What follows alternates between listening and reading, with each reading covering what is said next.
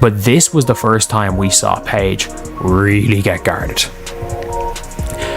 This is where we saw what is going to happen in year 2.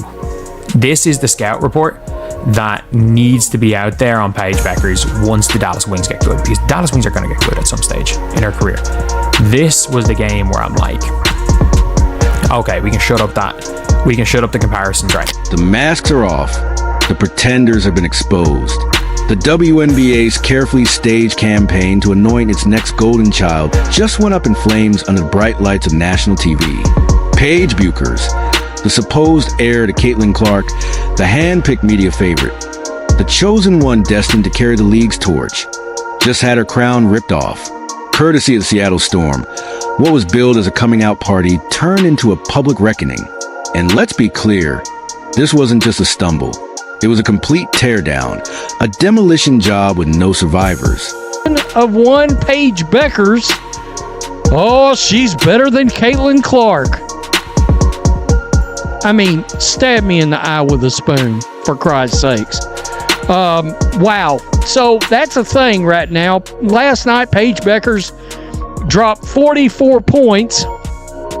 And we're going to look at a video that just dissects and exposes a lot of that shit. Let me tell you, it exposes a lot of stuff involving Paige Bueckers getting special treatment on the court. For months, the public's been spoon-fed the fairy tale that Paige Bueckers was next in line for Caitlin Clark's crown.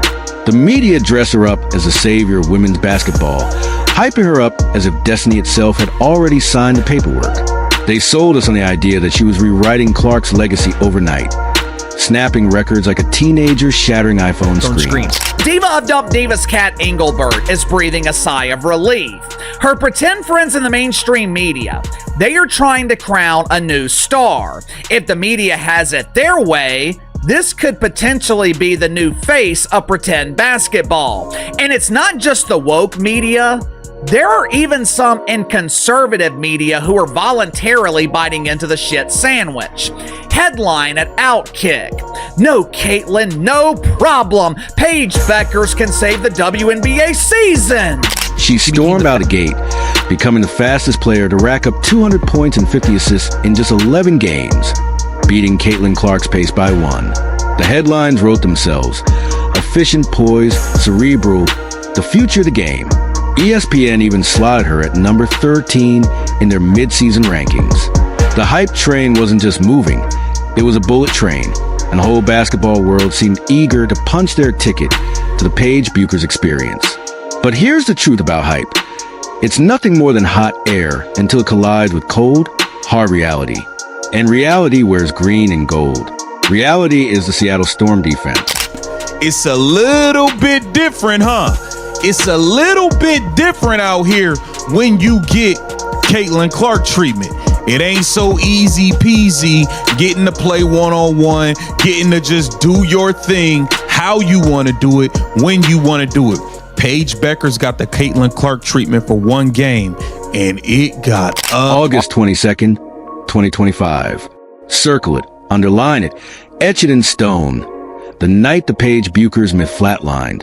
Fresh off her much-hyped 44-point fireworks show against the Sparks, she strutted into Seattle like the coronation was already booked.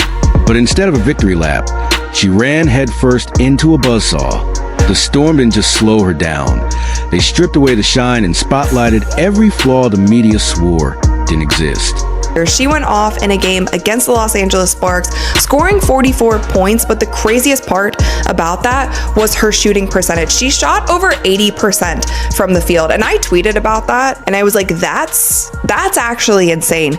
Give props where they are due. Shooting over 80%, scoring 44 points is actually insane. But with this game, like, Paige Bueckers she put on a masterclass in scoring, and I think with that, these are some big numbers, and those are some props that need 11 points. That's all the next Caitlin Clark could muster against a defense that actually belonged on a pro court. Not 11 in the first quarter, not 11 by halftime, 11 total on 2 of 11 shooting.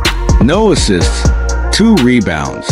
Her stat line looked less like a superstar's box score and more like a participation trophy. from a Saturday rec league. Seattle's head coach Noel Quinn nailed it before tip-off. After scoring 44 the other night, it was in a variety of different ways. Translation?